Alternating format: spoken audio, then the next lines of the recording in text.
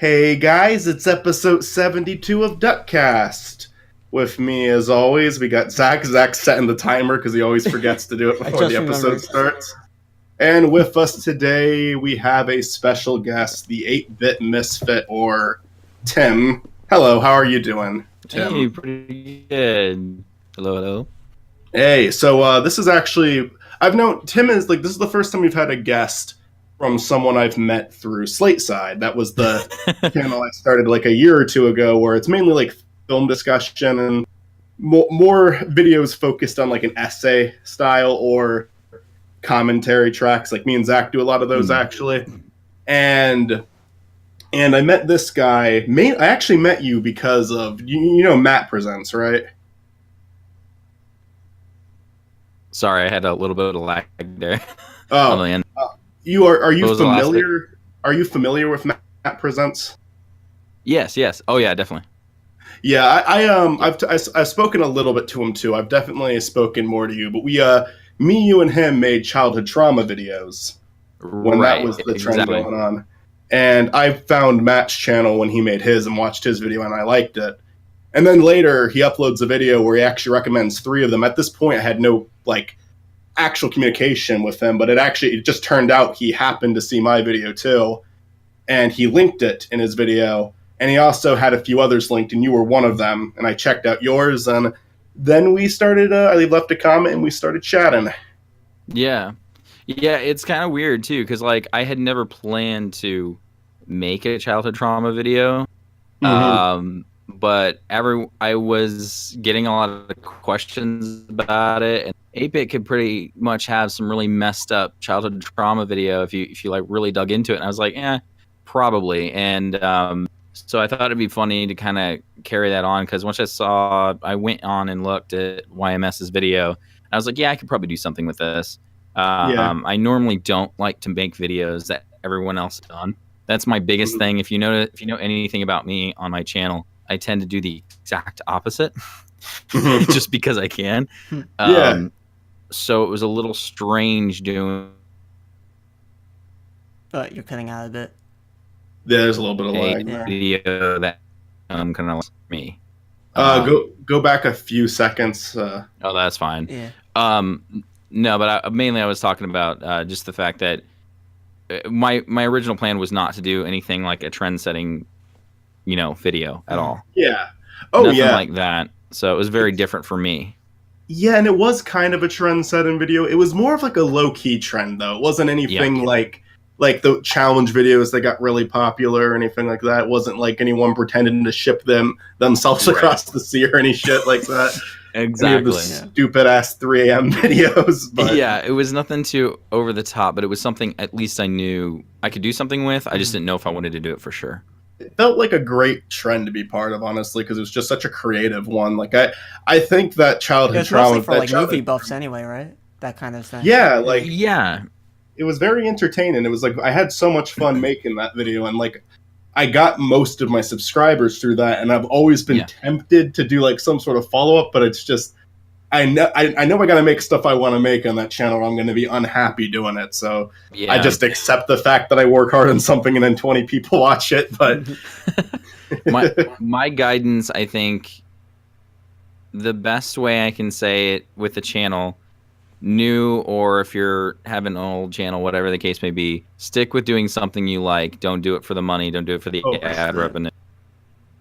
Unless if you're I think that's the key thing of sticking with being happy. You've got to do the stuff that feels new and fresh to you, because if you're doing exactly the stuff that from the people that you idolize, there's the way I feel like there's no point in doing it. I don't want to do the exact same stuff. So, for me, what grew my channel was Joker stuff. And so initially, once that happened, and I had more Joker stuff than I do now, I took some of that stuff off. But because I was trying to make a statement that this channel was not going to be the Joker channel, but people didn't really accept that for a while. And then when I reached into season 2 of the 8-bit Misfit, started doing more reviews and editorials and essays, it grew up. It started growing, and so after that, I was like, okay, well, I'm just gonna see what I can do with this. But then after a while, I thought about it. I was like, there's something I can do with Joker. It's not necessarily because I completely didn't want to do anything at all with Joker. It's just I couldn't find anything interesting to do that would be new that I would want to see with Joker. So I just refused to do it.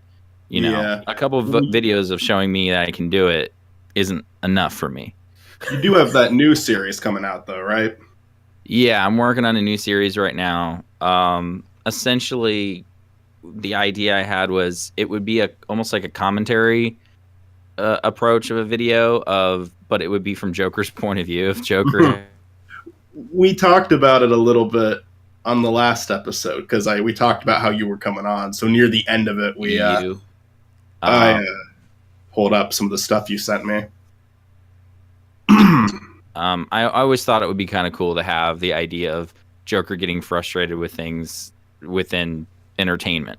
Mm-hmm. And what would his point of view be if he saw the DCEU, or what would his point of view be if he saw what they're wanting to do with his character, with these other actors playing him? I was like, that could be something to really start with.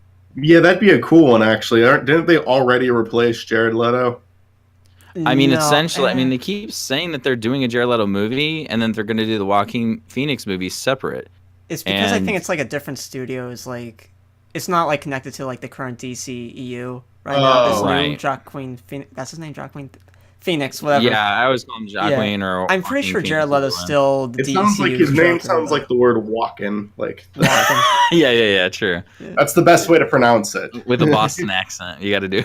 Joaquin Phoenix. That's just how I always hear it pronounced. I kind of like the fact that this movie would be like separate from like the current DC movies. It's just a simple origin movie story of a villain. For sure. I mean, and that's kind of interesting to look at, because you have DC's never done this before. I'm going to kind of go on a tangent here, but I mean, because DC used to make solo films that weren't connected, and then they went to connecting films because Marvel was doing it. Yeah. Of course, everyone has to do that now. Yeah, and Marvel made a huge success out of it because essentially they made the movie equivalent of a serial was what they were doing, and they made it work because they had the passion of the studio of Marvel knowing those characters. Yeah. The problem is DC doesn't seem to care about its character roster, and basically shits all over them. But when Fox has the DC character property or some other studio, they seem to do everything right, which is weird. And they don't even know the characters. I think it's a confused marketing team with the DC Cinematic Universe. Yeah. I mean, it really feels like you have Shazam, Aquaman, Suicide Squad, and then you have like something a lot more serious like Batman v Superman. Marvel does that too, where obviously like Ant-Man and Guardians are a lot more silly than the Captain America films, but there's always been like a sense of lighthearted fun in every single one of them, at least of the ones I've seen. Yeah. And then with DC, it's like one is like really trying to be dark and gritty, almost like the Nolan movies, and then there's Shazam coming out. Yeah. Well, I kind of think it was like Marvel, kind of like the almost. I wouldn't dare to say the current day hipster because I wouldn't really like current day hipsters, but a little bit more chill, relaxed high school student coming in. He's basically the Peter Parker, and then the nerd that you can get along with, and then you have DC, which is like the super overbearing like emo person who is trying to compensate for way too much. Like I hate everything, and I hate I'm just super dark and mysterious inside, and I'm like, no, you're not. Yeah. No, you're not. Just go sit in the corner. Yeah, that's what it feels like. The Teen Titans trailer. Who's so doing that? Greedy. They're just looking at all the money Marvel's making. They're like, "Ooh, we can do this too. Easy superheroes, right? It's a trend right now. We can do it." Yeah, they don't understand the fact that they see Guardians of the Galaxy, a random group that works, and they're like, "We can introduce the Suicide Squad and Shazam, see if that works." Because whatever. Yeah. But they don't realize that Marvel built up certain heroes first for the main Avengers, the main 4 guys, and then did their whole team up thing and started that. And I don't know, it's all over the place right now. Yeah, I think Warner Brothers has a problem with establishing a formula and a a recipe properly, especially with Jeff Johns and the execs over there. I think that was a poor way of doing it. And I think the worst thing they could have done was make Zack Snyder be at the helm of it all. It was different. Tim, let me ask you one thing about it, because I've made this point a bunch of times on the show, honestly, because we've talked about these movies before. And I can't talk too much because I've only seen Man of Steel. Like, I'm not an expert on I'm sorry. Yeah, I did not like Man of Steel, but I don't. I mean, honestly, I didn't really. I used to hate superhero movies, but they in the most recent years they won me over. What it used to be is I liked Avengers and kind of the first Iron Man, and that's it. I guess The Dark Knight too. Just the second one though, honestly. Although I haven't seen. I think we talked about this before. I didn't see Batman Begins yet. Right. I missed the first movie, but I saw the second and third one. But I liked the Dark Knight, and I liked those two fine. But then I just I really, every time I went to see a Marvel film, I hated it until like the last few years, like Guardians 2, Into the Spider-Verse, even Homecoming and Infinity War. I mean, I've been enjoying all of them a lot. But there was the good thing about these. I'm getting off topic of what I was actually going to ask you. I really liked the build up though to it. Even though I wasn't into superhero movies, I was into the build up of the Marvel Cinematic Universe, and I always hated that the DC universe just immediately made their second movie the crossover film. Now, do you think that could work, or do you think it's just a bad idea to make the second film the crossover? I don't think a second film being a crossover would work in any universe. I think in my mind, what they should have done is they should have continued Nolan's universe of Batman if they were going to make it work. They should have continued that after Dark Knight Rises. They should have done a Batman and Superman crossover film that was not a versus base where they were fighting each other, which there has been in the animated series have done storylines of that. And they probably could have too. Didn't Christian Bale want to keep playing Batman? Well, he said he wasn't on board if Nolan wasn't. And Nolan was definitely done. Right, but at the same time, the great thing about Batman and the suit is you could have just recast him like they do James Bond. And that's my biggest problem is Warner Brothers had a big opportunity to take that approach, and they missed that opportunity completely. And I think Batman should have been recast, and the world, and maybe even make the world slowly over time more like the animated series and the Tim Burton series, where they made it more Art Deco. My problem with the Nolan universe is it's too modern, and I don't like that. I love The Dark Knight, but I've made the statement many times before. The Dark Knight and Batman Begins, well, aside from Batman Begins, I think Batman Begins a little bit more, but The Dark Knight and The Dark Knight Rises, they're not great Batman films. My problem is, at the end of the day, Batman isn't even the hero of those films. In fact, Commissioner Gordon arguably is the hero of both those movies. The Dark Knight, I can almost, to an extent, I can kind of agree with that, because I saw a little bit of the animated show before, and I really like it. I just never got super invested to where I watched every episode. But there was always this huge charm to that show, and same thing with the Tim Burton films, where it felt like an accurate depiction of the Batman I at least knew. But then you have the Christopher Nolan one feels super disconnected. Like the Joker in that film feels nothing like the character I know. But it was still an interesting movie, so maybe it's like a good movie, but not so much a good Batman movie. Like an Elseworlds thing. And that's the thing, too. I think there's two key elements the studio always forgets. First of all, as far as Batman and Bruce Wayne goes, Bruce Wayne is not the man, Batman is. I think that's a big thing writers always miss is Bruce Wayne, that person, doesn't really exist. That's the persona.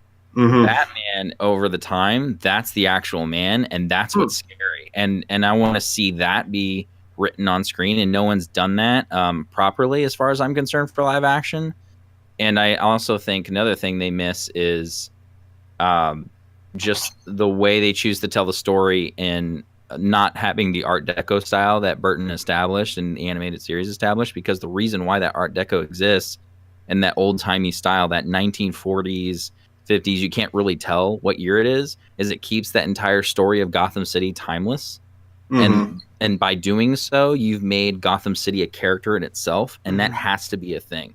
If the city is not just as established as a character as any of the characters in it, you failed the universe of Batman. And that's the world is like kind of just the city, isn't it? Like it just kind of feels like an average city in The Dark Knight. The most entertaining thing about The Dark Knight is the Joker. Yeah. But it's not. It's like a new character almost. Yeah, a completely re-envisioned idea of what would the Joker be like if he was real. That approach, and I'm not necessarily interested. I know people want to delve into the psychology and the psychosis of that character, but I'm not particularly interested in that. I'm only interested in the design of that character. What works with that character. And I think it's funny, people always ask me what my favorite live action Joker is, and I'm always going to say Nicholson, because I think Nicholson set that trend of what we got with Mark Hamill in the animated series. You what was I about to ask? I just lost my train of thought. It was some damn it. I had it and then I lost it within a second. Hey, just like the DCEU. Yeah, it was gonna be something about. Oh yeah, did you ever see? Are you familiar with Max Gilardi's Brain Dump? Yeah, I mean, I haven't seen a lot of it, but I know what you're referring to. He made a big one that he made recently was the Apu one, which I feel like you've at least heard of that, because that one actually got the controversy over Frank Azario like apologizing for the character. Yeah, he did this 45-minute documentary. Oh, okay. And it was really well done. Did you ever see the Joker episode though, where he kind of goes into what makes a good Joker? I don't think I've seen that episode. I've seen quite a few different video essays on that topic, but I don't think I've seen his. His was entertaining. A lot of it's taken. He does sometimes do these big, long, extended skits in his videos. Sometimes they're funny. Sometimes they never reach nostalgia critic levels of bad. But well, that's good. We all hope not to be that bad. But it's more cute humor, honestly. You don't really hate Max compared to I mean, right. I actually kind of like the skit in this one. He has his own rendition of called The Jokester, and it's an animated review series. It's it kind of works perfectly for that. So a lot of it's interrupted with skits, but I still feel like he gets the point out pretty good. Yeah. And the skits at least felt more relevant. It's not like you have to follow up on a bunch of fucking lore or anything, which reference to this and this. Yeah. Which I'm not super against if you do it in a subtle way, where it's I think Ralph the Movie Maker does a really good job of having continuity in his reviews, because it's always to me it's always done in a way where I'm not really it does have stuff from older episodes brought up, but you can still understand what's happening. I think in the Justice League review, if that was your first episode, the only kind of confusing thing about it would be Macon, but even then he mentions that Macon's his co-host and everything. I'm only pointing it out because I know that you saw that. Talked about it, but well, and I think too, when you introduce a new character and when you're doing a lore story or a little, squeezing little bits of that in, kind of like what I did with my 8-bit stuff. I think eventually, even if the audience isn't familiar with a new character that you brought in, they will become familiar, because you're going to end up using that character for 8 or 10 episodes in the season on. So even if they miss something, and that's another thing too, is making sure your reviews are so entertaining but educational enough that you can go back and rewatch them over and over again. Yeah, I think that is a hard thing to find now. I think a lot of those content creators are doing a really good job. I always reference, and I geek out about them all the time, but Red Letter Media does a fantastic job in making sure every single episode of no matter which show they are doing is repeatable. That you can constantly go and rewatch that and find something new, because their jokes are so funny. I really do enjoy Half in the Bag, and you're the one who introduced me to that series. For that little patriotic video you made last year. Yeah, I had a blast with them. That was fun. I wanted to go back to the very first one and follow because I know that there for a little while there's a continuing story and everything. Yeah. The whole concept is so funny. You know what the whole story of Half in a Bag is, Zach? So Is that if you want to have, it's going to be the great thing about this is you can go back to like 6 years ago and watch their first episode or their first few episodes, which I think is I don't remember what their first episode is, but I think that's just a random episode. But their second, third, and fourth lead into like Adam Sandler movies like Jack and Jill and stuff like that. They actually have a 2-parter of Jack and Jill explaining why that movie is hot garbage and why it's just an excuse to have product placement and to, you know, invite his friends as you know, traditionally in his movies, to go on giant vacations to make movies. I love the premise of that show though, because it's just 2 people who work at a VCR repair shop, which is something that is not needed anymore. Yeah. And then they have this one, and they basically have one customer named Mr. Plinkett who is popular from already existing reviews, the Plinkett review, which those at the very least I was familiar with. Yeah, I mean, I think everybody in Planet Earth is familiar with the Plinkett reviews because those are so huge. Like people were showing those at cons and in theaters. Those were huge. Oh yeah. Most disappointing thing since my son. One of the most iconic reviewer history. But I just find it so funny. So it's just these 2 greedy assholes who are charging this delusional man, and they've been working on fixing his VCR for 6 years.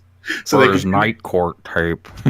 And he wants to watch Night Court. That's all he wants, to watch this old shitty VCR recorded a copy of Night Court. And they won't fix his damn VCR. And they're doing it so they can just prolong we're still working on it. Like VCR repair.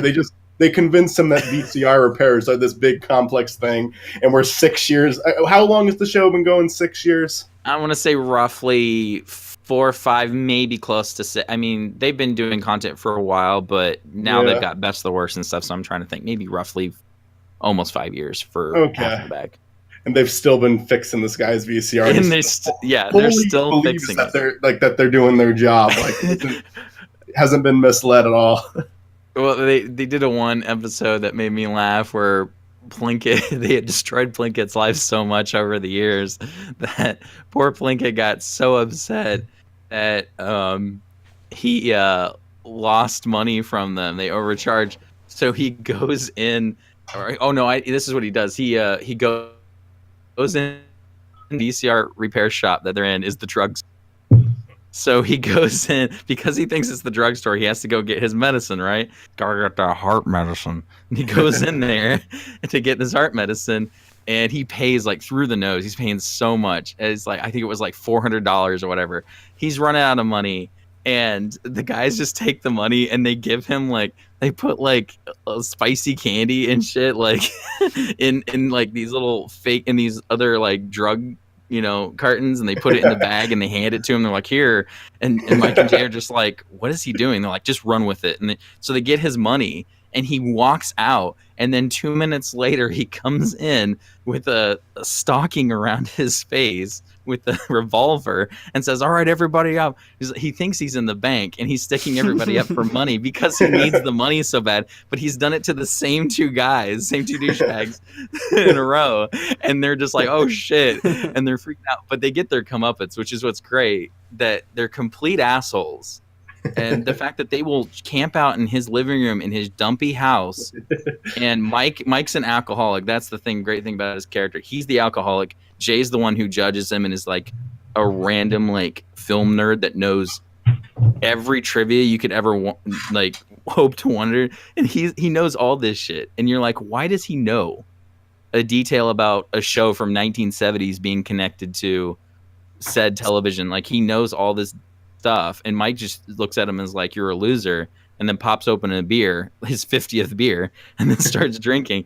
And that's the ongoing joke with it. And they've managed to keep that on and even have little hints of it in their other shows like Best of the Worst, where they basically just play themselves. Yeah, I've seen Best of the Worst too. I just think my favorite line was actually I've ever seen on the show. Keeping in mind, I'm not caught up at all. My favorite line that I've seen so far was actually one that you played in your video, where I forget the 2. There's Mike and what's the other guy's name? And Jay. all right, Jay's like saying, hey, are you going to go to Comic-Con? Yeah. And then Mike is like, oh no, people who go to Comic-Con are the most pathetic so-and-sos ever. And then Mr. Plinkett comes in wearing a costume saying, hey guys, guess where I'm going? To the doctor's office because I have cancer. And then he just walks out slowly and the door's like, and they're just like, what? No, it's great. And Mr. Plinkett's played in Half in the Bag. Mr. Plinkett is played by Rich Evans. And when you watch, Rich is a great guy, but man, he is hilarious. You watch Best of the Worst, you get to really know Rich. Rich has the most contagious laughter I have ever heard on a man. And he just cackles. It's so funny. And they always try to throw jokes at Rich because they know he's an easy target. He will bust up laughing. And it's just some of the best. And another thing is that if you're not familiar with Best of the Worst, you might actually like if you like B movies. Essentially, they take like 4 B movies. Worst. Yeah, no, I know that. Didn't they? No, that wasn't the one they just released. It's like Re-Review was the last one they put up, but. Oh yeah, Re-Review. Yeah, that's a newer show they started last summer, I want to say. Yeah. Well, anyway, changing topics. I do really like that show. Thanks for introducing me to it. Definitely. So I have a few notes. Just want to get through. One, this is so random. Zach, can we change the intro song in season 5? I'm really tired of it. Really? It's so nice and cheerful and happy and good. I've heard that in so many different Come on, man. Repetitive shit ever, and I'm tired of it. I heard that. I was watching one of your episodes, and I saw that, and I was like, oh, they got an intro song. All the stuff. I was like, hey. It has that going for it. It's an intro song. What's wrong with it? I like that we have an intro song, but can we change it? Okay, like what? Did you find anything? We gave it for 3 seasons. I'll find something better. Oh, you haven't found anything yet. Well, until you do, I'm not just gonna. Okay, yeah, I have until episode 80. Episode 80 is the season. I'll get like a censor bleep sound effect going for like 5 or 10 seconds long. That'll be the new intro. No, you should do the most hardcore metal song you can find, like something from Cumby Christ or something that's the most obnoxious. I need to do what Weisenheimer's. Always peaking, all the audience peaking. You remember that bit, Zach? The Weisenheimer's intro. This is a podcast all about me. I wish we knew a musician that could make our own intro. You know? I used to know a musician, but I don't anymore. Next note. I'm really upset about this. I was so. I accepted the fact that this could come out really poorly because of who it's directed by, but I really wanted Glass to be great. Oh, it's out. Yeah. And everyone is just... There's one person, I've heard so much negative shit about it, and I was thinking, okay, I'm going to see this when it comes out on fucking rent. But I'm going to go see it in theaters still, because I'm such a huge fan of Unbreakable. Like, it's one of my favorite movies of all time. But I was really getting turned off of it. But there's one person who made a video that made me kind of go okay, maybe it's still worth seeing on the big screen. Critical Charlie. Do you guys know what the show The Moist Meter is? Oh yeah, I'm familiar with it. He did a Moist Meter on it today, and he said that the first hour of it's actually good, but the ending's really fucking dumb because it kind of forgets what it is. Yeah. And then there's all the Shyamalan bullshit. But he says, I was gonna say, so that sounds like a Shyamalan film then. Yeah, but he says the first hour, like David Dunn, Mr. Glass, and Kevin are, I forget, Kevin something. I forget what his last name is actually, but the one who has multiple personalities. Mm-hmm. I love all 3 of those characters, and he says for the first hour of the movie, it's actually good, and he says it's the first time Bruce Willis has tried in a long time. The last time I saw Bruce Willis try was Moonrise Kingdom. Yeah, He was good in that. Yeah, I think here's the thing. I think that film was set up to fail only because I don't think you can have a movie like Split combined with the world of Unbreakable. Because Unbreakable, if I'm not mistaken, is an R-rated film. Yeah, so is Split though. It's very, but tonally they're very different things. Split's got a very weird, kind of quirky, dark sense of humor, comic booky thing with it, especially towards the end. And then Unbreakable is just it's like an early Nolan film. If it was, I don't know. As someone who hasn't seen like either two movies and just saw Glass, it's like, oh, is there Shyamalan's first time trying to do this whole crossover thing with his movies? Like, don't you think? Like, from the perspective of a third party, like it seems kind of like a cash grab. But Glass is not too surprised. The biggest thing I gotta say about it, though. Here's the biggest thing I gotta say. I don't know what I'm going to feel about it when I come out. I'm almost certain I'm not going to like it as much as... I'm positive I'm not going to like it as much as Unbreakable. And Split, it's up for debate. I thought Split was decent. I thought, like, it was good. Yeah. It wasn't great. But Unbreakable, I think, is, like, almost perfect. There's very little I have... Like, there's very few problems I have with it. Yeah. But I do not think... Regardless of what I think of this movie, and I thought this before I heard it was really bad, like before people started saying it was bad. Regardless of what I think of this movie, I do not think it is worth spoiling the ending of Unbreakable and Split for those who haven't seen it. No, I don't think so either. Because I think both of those have really good endings, and I think that Glass, just the trailer for Glass reveals the ending to both of them. Yeah. The existence of Glass reveals the ending of both of them, and I don't like that. Because there's people I wanted to show Unbreakable to, but now they know that you know who Mr. Glass is, and that kind of kills it. What's crazy to me is Unbreakable came out like 19 years ago, right? It's pretty old. To me, that almost makes it like the Glass movie almost seems like it could be interesting to see where David Dunn is. Almost 20 years later. I think that the movie actually Glass is supposed to take place a few years after Split too, so in the film's universe I think it's actually more than 20 years. And see, if they had focused on Bruce Willis and that character for a sequel, if there was like an Unbreakable 2 just retitled, I would have been happy about that. I would have been kind of ecstatic to see, because that's something I wanted to see for a while. Yeah, I just think the approach of focusing on Glass is a weird approach, and then shoving in, the Split character is kind of weird tonally. And it sucks now, too, because I think people are going to Split could have been a great movie on its own, but now it's going to be associated as the movie that led into the shitty movie that ruined Unbreakable for people. Yeah, that's a problem, too. There was also a way to promote this movie without spoiling those two movies. Yeah. There was like such a because someone went to see it. Like, you don't even advertise the fact that Kevin's in the movie. Just put him in there, and people who saw Split and Unbreakable will get that. Like, they'll get it. Yeah. And then Unbreakable. Like, I mean, yeah, you could put the focus on David Dunn, and it doesn't spoil the ending of Unbreakable. I hate that. It was such an easy thing to avoid.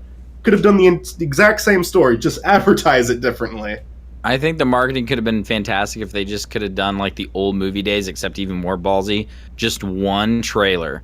Trailer recut, but it's just the shot of all three of them there and in that room that you see in Glass. Just the three of them, and you're like, oh my god, wait, what? Is it that character in the same room? And that's all you show. Boom, Glass. Yeah. And you just have this big anticipation for having people question, is it an Unbreakable sequel? Is this focusing on Glass? Is this a Split sequel? What is this? And everyone's really excited just from that little 15-second sequence. You don't need to show all that other stuff. If you just show like a visual of like Glass breaking too, like you said, that doesn't spoil it for someone who'd never seen Unbreakable, because they won't know what that means.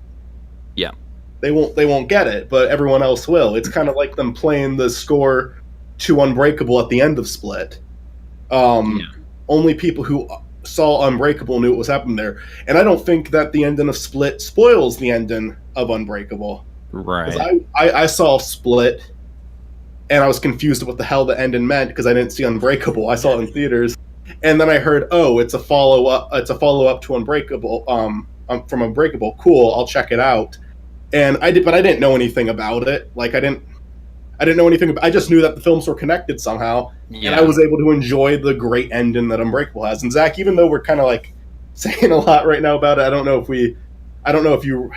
know how much it actually does spoil the ending, but I'd still recommend Unbreakable. If that's on Netflix ever, that's going to be our movie recommendation. Yeah, if you can watch that movie without thinking about the future of seeing more, like knowing that what you're about to get is going to be worse. Yeah. I kind of think of it as like the original Star Wars trilogy and then the prequels. It's like I'm not going to show my child the prequels first. I'm just gonna, hey, these are the really good movies, and then we stop, and then the kid will be like, well, why? And I'll be like, just wait till you're 13 and watch them on your own time, and then you'll understand why. No, tell him they don't exist. And of course, I might give him Force Awakens.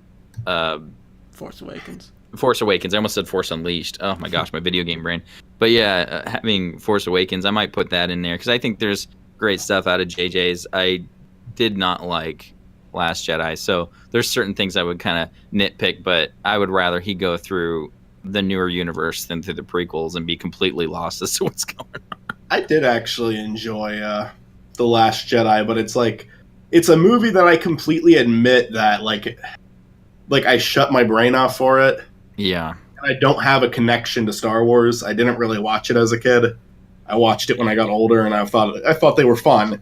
And I thought The Last Jedi had a lot of fun scenes in it. And I agree, like, so many of the critiques I hear of it, I agree. They just don't make me angry. Like, because I guess I don't have that connection to the series. I had fun watching the lightsabers and I just found the whole thing really boring. Like, I heard it was so bad for a year. Finally got on Netflix. I saw it, and I was like, okay, saw it. Great. I think a good chunk of it's boring. I don't think it has really good pacing. To be fair, though, Zach, I do think I would have gotten bored if I didn't see it in a theater. Maybe. I think with the big speakers, the huge screen, like that really made it a lot better. Yeah. I think it probably would have bored me if I was watching on my TV. Yeah. Especially if it was the television and that new series I keep sending you guys clips from. Well, trust me, I was entertained by it. I was just entertained by it in the way I think the studio had not having me intended to, because like the Princess Leia scene, I laughed hysterically out loud in the theater in front of all the hardcore fans. The hardcore fans are like, "What the?" And I'm just like, I'm dying of laughter. I'm sitting there, and it's the moment when I realize they're all looking there shocked and almost like George Lucas ripped their heart out type of a look on their face. And I'm like, I've been here before, guys. I've felt like you have in 3 other movies in the past when George was in full control. So seeing that on their faces and me not really caring about Star Wars anymore, and then watching this even worse movie before me, at the end, I kind of just basically threw Star Wars out the window saying, well, JJ tried and did a great job, and I think that's where it should have ended. But unfortunately, with Rogue One, this, and Solo, they've shit the bed, and I just don't care anymore. I just don't. Used to love Star Wars, and I don't care anymore. I actually, I didn't watch Han Solo because it looked really boring to me. I saw it's actually pretty fun. The first time. It's the first half is like weird. The script is very bad. But the second half is like it gets a bit more. I hate the robot. I don't want to spoil too much, but like there's this one robot character that gets introduced, and it's like it's so unneeded. It's so bad. The feminist robot. I hate it. I was laughing so much from that part. I can defend. When she died, I'm like, oh, good. Great. I'm a Rogue One defender, honestly. I just thought I thought that the first hour of it, I agree, is boring. Yeah. But when it became just like, but it's like half of the movie gets to be this big war, and I loved that. I thought that was so cool to see. I mean, anyone who says my brother like freaking loved it, and he says it's hands down the best Star Wars movie, no competition. I disagree. Great. Yeah. With that. There was a short period where I was kind of like on his side a little bit because I thought that the fight scene was one of the coolest ones we've had in any of the movies. How many times has he seen the movie? I've seen the movie entirely. No, how many times has he seen the movie? Oh.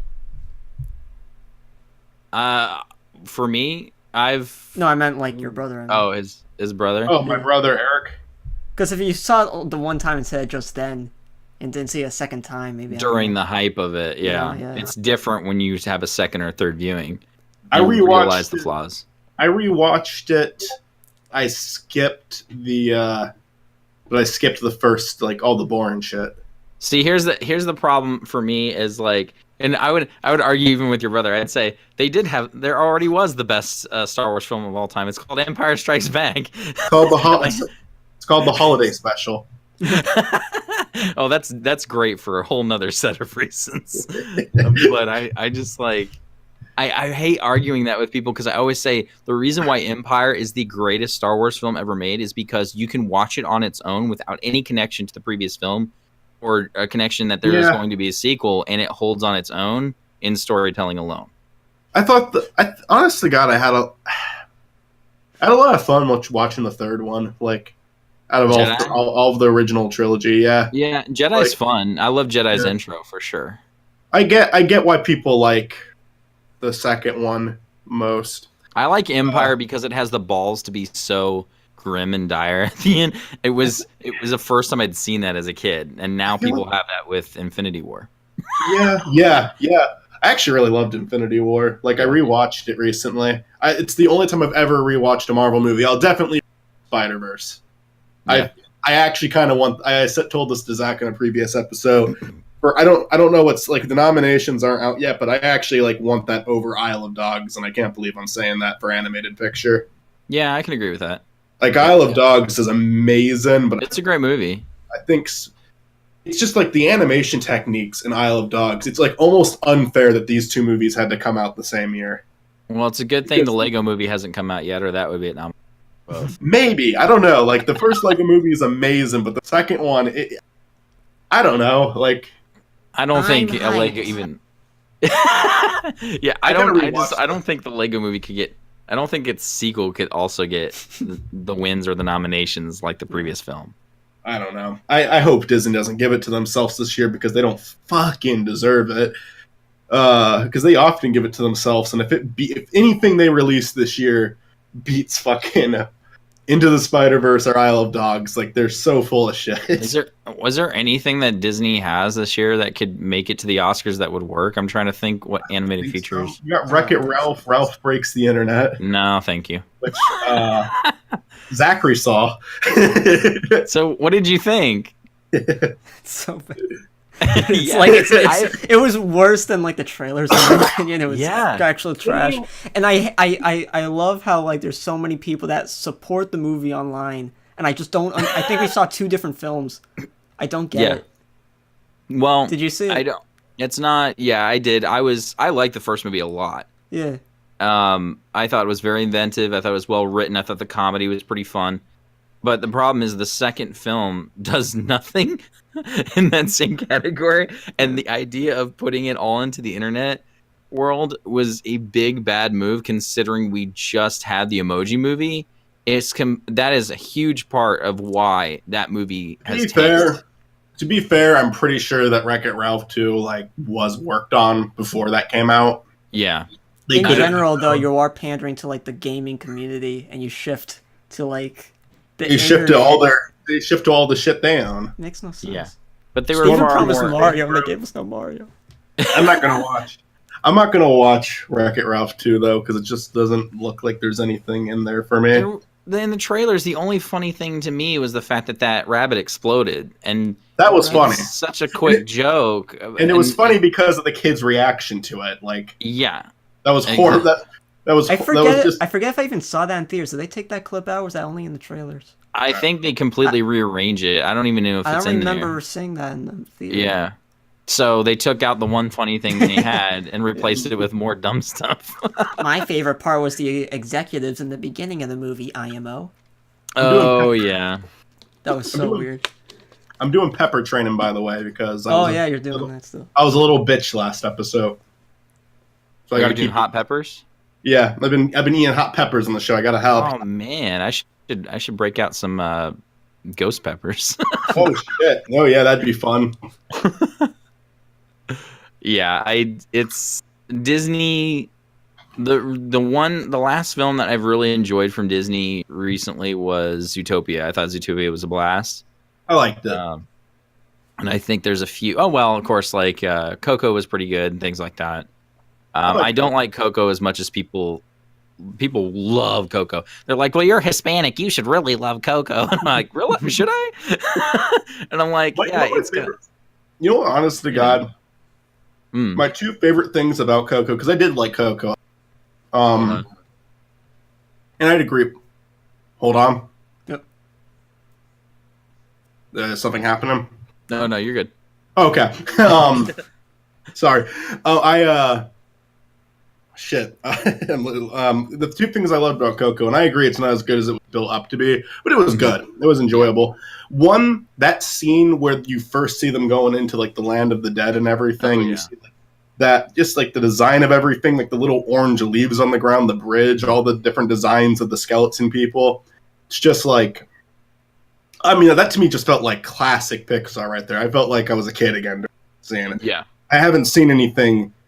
Oh God, like I don't think I had like such a warm feeling inside watching that since something like, I don't know, I'll say like Ratatouille or Ollie. It was like just such great design, such pretty visuals. I loved it. And then the other thing I really love about the movie, and this is a cynical thing to love about it. Zach, have you seen Coco? Not yet. Is it still on Netflix or they take it off? There's a death in the movie. There's a death in the movie. And it's like really dark for a Disney movie. Like it's like the kind of death that you would get on Breaking Bad or something.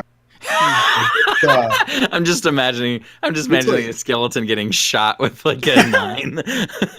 Yeah, it's not even a violent death, but it's just the way they go about doing it is not something I like expected to see. Like it's actually like really, it's got a good edge. Like an innocent character dying, you mean? Yeah. Yeah. It's pretty good the way it's handled. I think they needed to do that in a film that basically celebrates death. I mean, you kind of have to approach it at some point. Mm-hmm. It's another villain reveal movie, and I hate that, but I think they did it. I think this is the best out of all the movies they've done it in. I feel like this is the best they've done it. Like, I would like this if they didn't do it in every fucking movie now. Yeah. I guess I didn't see Moana. That one doesn't do a villain. I don't think anyone saw Moana, so you're okay. I saw it. I forget. I don't know. Like, I might watch that eventually, but it's just not one. Oh no, it's not really a villain reveal. The villain's kind of introduced in the beginning. It's just okay, cool. To the cool. Villain. Like, they need to stop doing the villain reveals because they do it so often that I expect it every time I watch their movies. I expect. Are you talking Pixar in general, like Syndrome from like Pixar and Disney reveal? Where like, oh, they set him up as like, hey, set up the character here, and then boom, he's the big villain. Yeah. Oh my God. Like. Let's see, Frozen did it. Well, Frozen's just awful in general. Zootopia did it. Yeah, that's true. And I like Zootopia, but like the villain, I still think the villain reveal on that was dumb. Yeah. Then, Coco did it. I mean, there's a bunch of movies that did it. Tangled was a little smarter and just like, technically there's a reveal, but from the audience knows from the very beginning.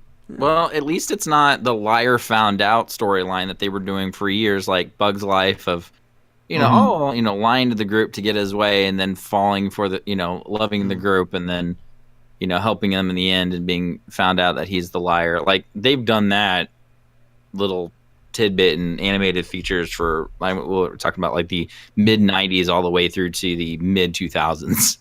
Yeah. Sometimes I see, most of the time that's pretty bad. I also don't even always hate, like, the two I hear about a lot is the misunderstanding trope and the liar reveal trope. Yeah. Which is being two of the most hated. I honestly think the misunderstanding one can work out sometimes. Mm-hmm. The film's advantage. Like, oddly enough, like, I rewatched the Shrek films not long ago, and I think Shrek does it well. Yeah. Because it just felt relevant to the story. But yeah. Do I have any more show notes? Let's see. Hot Peppers was one of them. I'm done with this one. I'm on the seeds now. So that's this actually has been very mild compared to the one I had last episode. The one I had last episode was worse than the habanero. We need to get you on. What was it? Hot Ones, the Hot Wing show. I love that. That show's awesome. Mm-hmm. Oh yeah. We have a little bit of time left, so we got like 15 minutes or something. Awesome. Left if we're going on. Sometimes we go overtime, but yeah. How does everyone feel about Frozen? So we're on topic like Disney real quick. Did everyone? Because I can't stand it. I'm curious. I always want to hear different opinions about Frozen. It was another movie my brother showed me, saying that it was like the best Disney film ever, and he really got into it. And that's not even the kind of movie that he'll normally do. So I was like, oh, like a Disney princess movie. All right, let's check it out. And, I mean, I watched it. I actually watched it high, and I I liked it fine. The thing is, I think that the most interesting stuff is within the first 20 minutes. Yeah. And then it's like, I don't know, like the stuff between the two sisters was interesting. Buddy adventure with the two characters, are going to hook up. The deer's a dog, Olaf. Although I give the film props because I thought Olaf was going to be a lot more annoying than Olaf wasn't even annoying. He wasn't hilarious, but I like that the character didn't have this high pitched voice. I like that. Olaf's kind of a very unnecessary character. It's like you could have had him taken out and it wouldn't really change anything. I liked him a little bit more just because there was like a connection with him and the two sisters. And again, I think that was the most interesting part. Yeah. I didn't hate it though. I didn't hate any of the characters. The songs, some of them actually I thought like the most popular one, Let It Go, was like probably the worst song in the movie. That's the problem for me, is the fact that Disney is so good about making fantastic music with their movies, that when the music fails, the story will crumble, because if that's the type of Disney movie you're making, you have to have that work. And I think, to me, and I'm not insulting anybody who likes this type of music, I'm just saying, to me, that Frozen is like the equivalent, their music is kind of like the equivalent to like Christian rock music. It's the cheapest form of entertainment I've ever heard. It sounds bad. Some of the audio is really wonky. The style just is really kind of just bland, and that's what it reminds me of. I liked Do You Want to Build a Snowman? Because I thought it was a very touching and also at the same time very depressing song. It's the most character development based song. I thought that the First Time in Forever and the one love song between guy who turns out to be a douchebag, those were like, felt very musical to me. I don't love them, but they fit the film fine. And then Let's Go is like a pop song. Olaf has this very comedic song, which the joke is that he's a snowman who wants to enjoy summer, but he would melt in the summer. That's the joke. That's the whole scene. Then you have the troll song, which I don't think anyone likes, even people who like the movie. And then there's nothing else, and it just stops being a musical then. Yeah. And I don't get that. Why? Like, they're so consistent with the songs, and then in the midpoint, there's like two comedic relief songs that they're on, and then they stop. Like, they just don't do anything. You don't even get a good finale. Like, what the hell is with that? Why is the last song? Imagine if Mary Poppins had done that, and Mary Poppins just after Feed the Birds, it was just no songs after that. You have to have a happy song after that. I guess they're making a sequel. I'll watch it, but I watched Frozen, then I rewatched it sober, and I was and I liked it fine both times. But yeah, it was, people were really putting it on a like, they're really putting it high up. Though to be fair, it did not take long for people to hate and criticize that movie. But I think the thing that I liked about it the most is that I do think the first 20 minutes of it are really good. I think it becomes super mediocre after that. But the first 20 minutes were great. And then it's been, the visually, it was a great movie. I actually thought that the winter colors and everything were done extremely well in that. See, I think Tangled is a better film than Frozen. I wouldn't disagree. For the longest time, I never saw that film, but I finally saw it not too long ago. I agree it's better. How did you feel about the singer Adele Dazeem? No, I'm just kidding. I like saying that joke. People are like, what? You had to bring that back. That joke from the Oscars when Travolta messes up the singer's name is one of my favorite memes. Like, when he said that, I was like, wait, what? I'm not familiar with that one just because I haven't. So good. We do the Oscar stuff now. Last year was the first year I actually watched the entire thing, and that's just because I was recording with Zach and Chris. Yeah. I wanted to make a funny video out of it. I'm probably like the biggest critic when it comes to the Oscars. I love watching the Oscars every year. Oh yeah, I remember doing it. I remember you like commenting like, like if you want, feel free to join us for that one. But yeah, man, it's a blast. I mean, it's kind of a tradition with me and my family to always sit down and watch it. Yeah. So. My family fucking despises it. I get made fun of for doing it. I got made fun of for doing it last year, but I thought it was hilarious. I had a good time watching it. I definitely need to get drunk this year.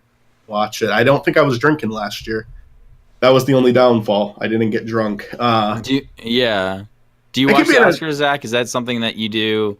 Is that something that I watched it I maybe every now and then.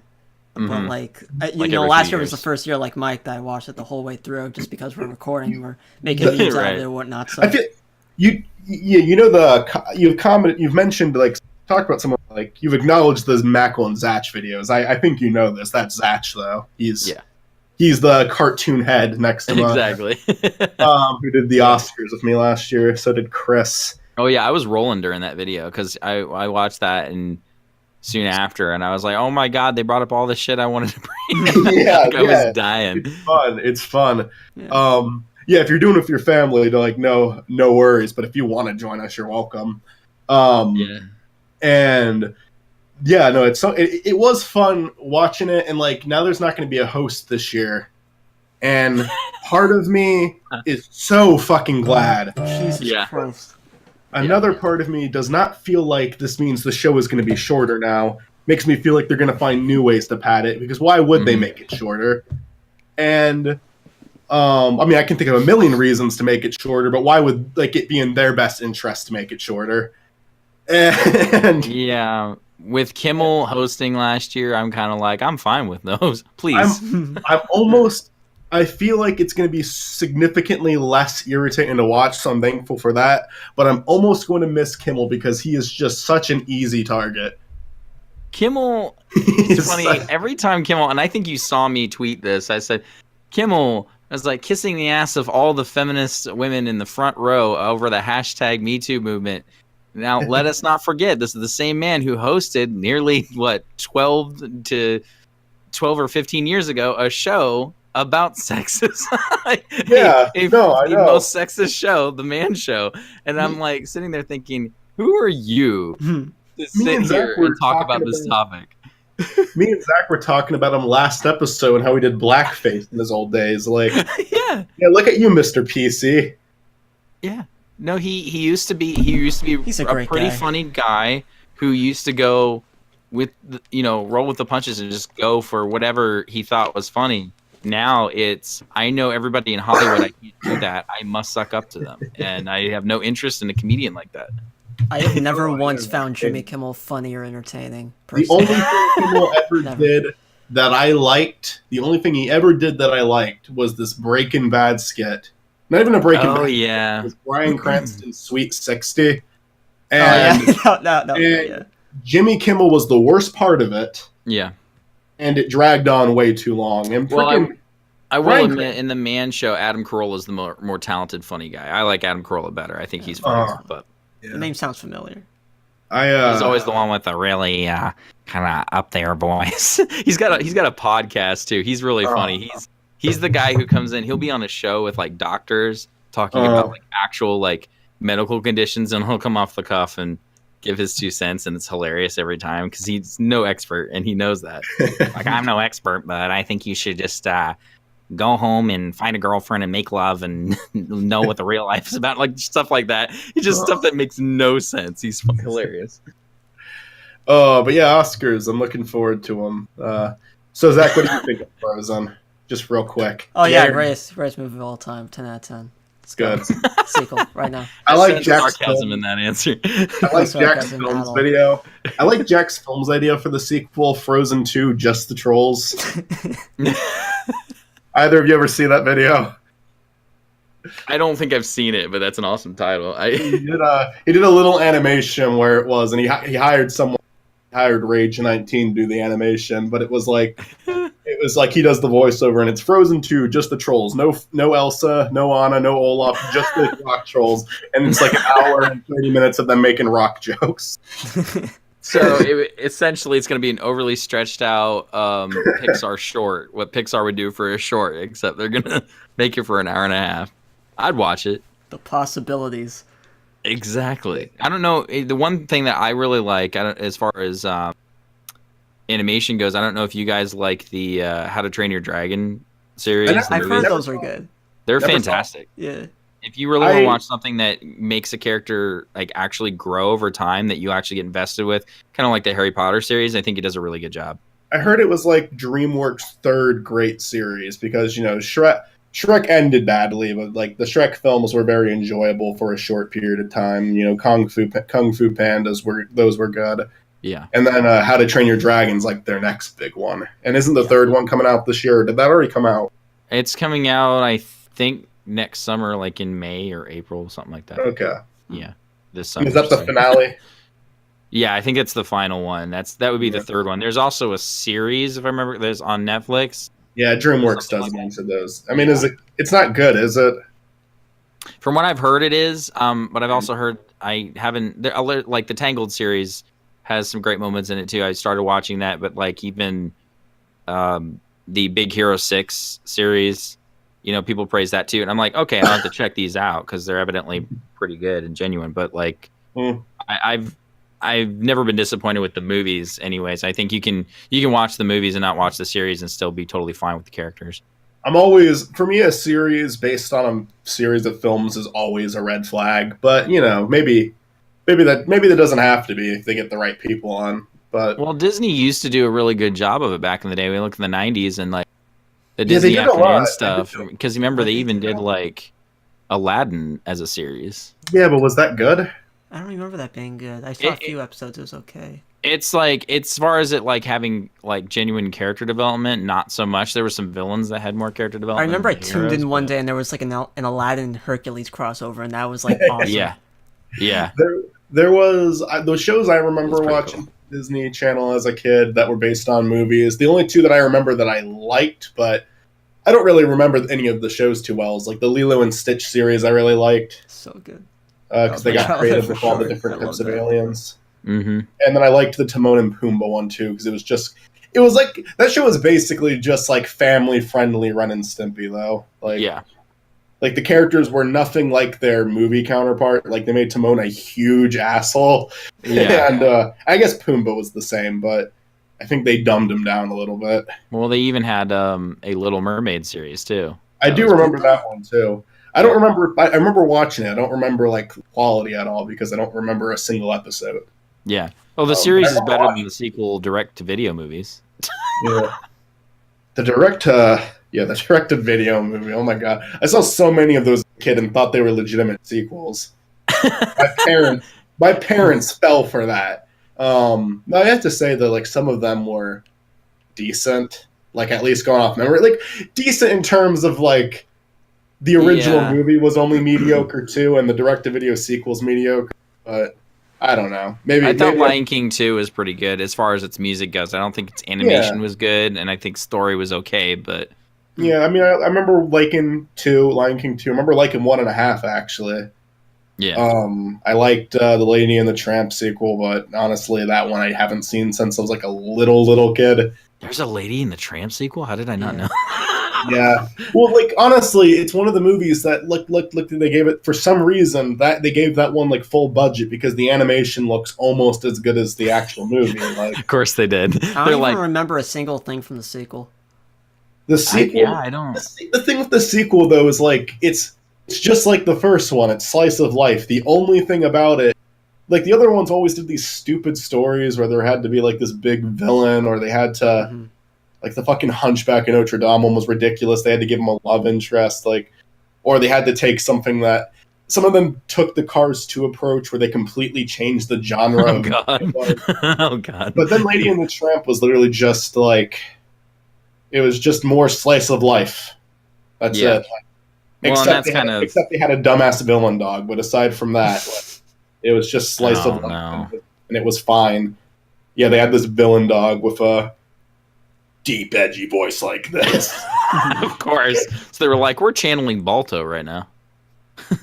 Balto, I remember those movies. I think it's funny, I was thinking about this as far as classic Disney films, and I thought that I rewatched it recently. 101 Dalmatians, the original animated feature, is actually a very underrated film. It's sad that more people don't talk about it because I think it's quite clever in its writing, especially in the first half. The idea of the narrator being from the point of view of the dog, looking at all the owners and judging their dogs, and their owners all look the same. Like the owners get dogs that look like them and act like them, and they become them. Maybe I'll rewatch it. As a kid, I always liked the freaking, like, out of all the dog movies that did, Lady and the Tramp was my favorite for kind of a dumb reason too. Mm-hmm. But like, I just liked that there was a Scotty in it. Yeah, I like throughout my whole life, the dogs I've owned have been either like Schnauzers or Westies.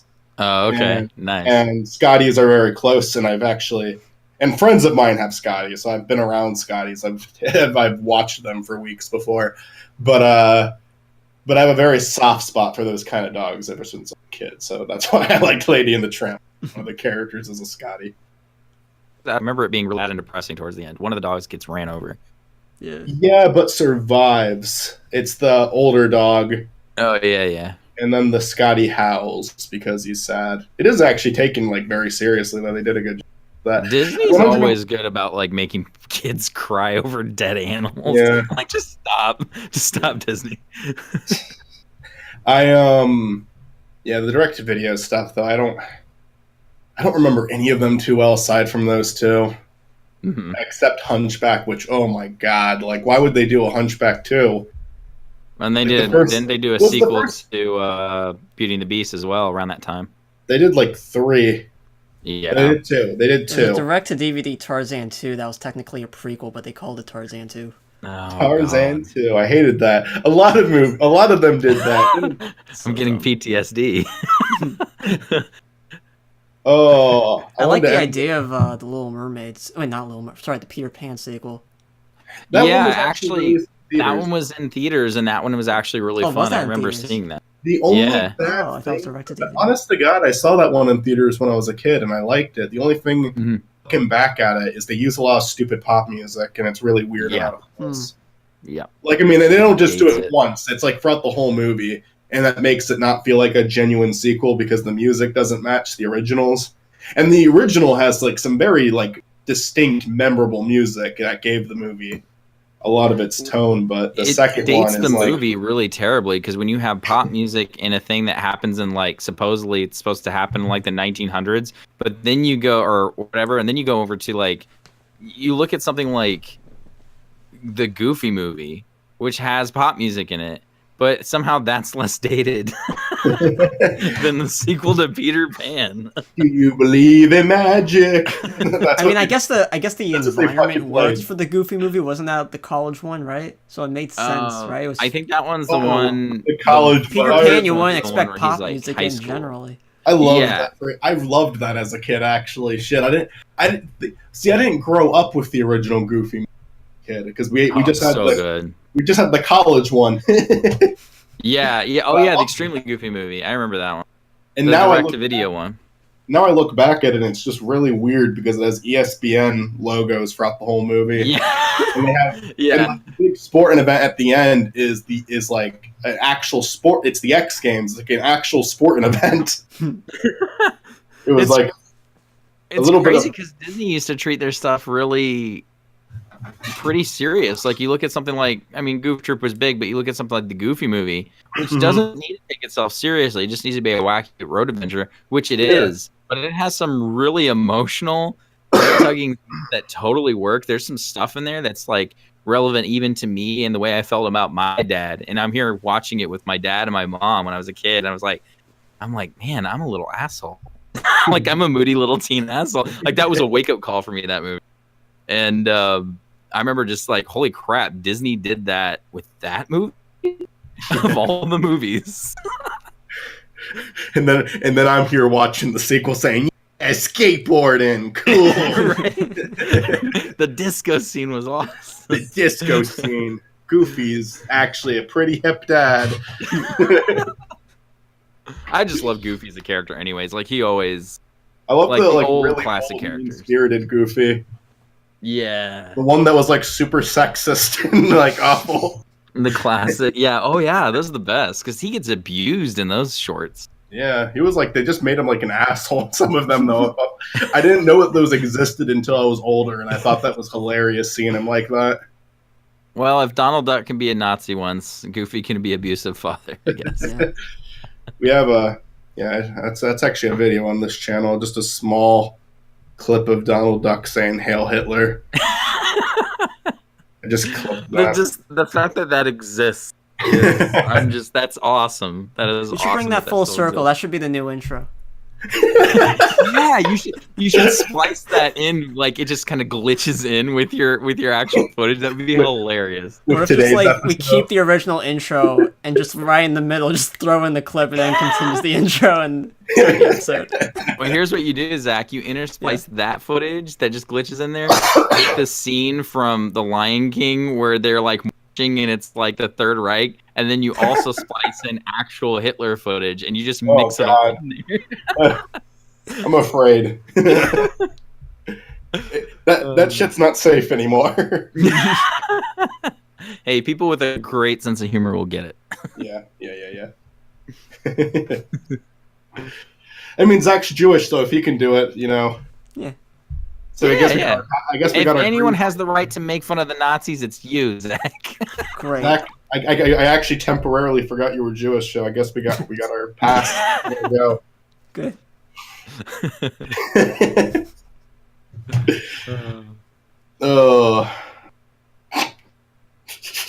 Leave it to Disney to put us there. Oh, so yeah, I mean, I don't know. We're probably overtime by now, right, Zach? Yeah. Do you want to wrap it up? Your call. I'm down to make it. I'm down to keep going, but if you want to wrap it up, you wrap it up. It's gonna take up so much storage, dude. Well, we can wrap it up then. I feel your pain, man. Normally, you're the one who cuts me off. Keep going on. We'll end the show then, dude.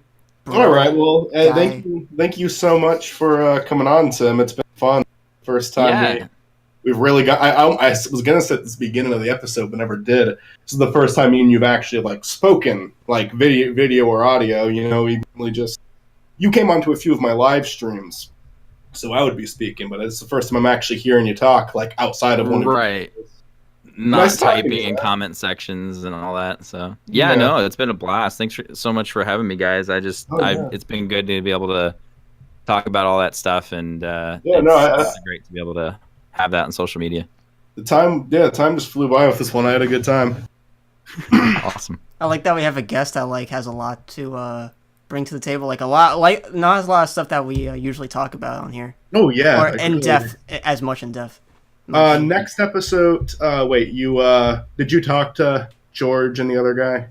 No, not yet. Okay, you said you want it for the finale anyway, right? I said maybe. I don't know. I'm not really making plans for the finale yet. But okay. So next episode, Chris and Olivia will be coming on again.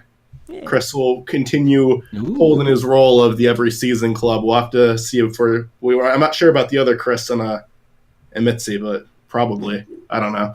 Anyway, Tim, anything you want to plug? No, I guess, hey, if you guys are interested and you like to with us talking here, you can always hit me up on Twitter at the 8-bit misfit, THE8BITMISFIT, if I can speak. And you can search that on YouTube and Google as well. You'll find everything from social media and my channel as well. Probably put that in the description as well as your YouTube. Cool. Oh yeah, we always put that stuff in the description. Of course, check out these guys because they're awesome. And I wrote down Schwatter instead of Twitter. Thank you, man. Right. We'll definitely have you on again Yeah, man.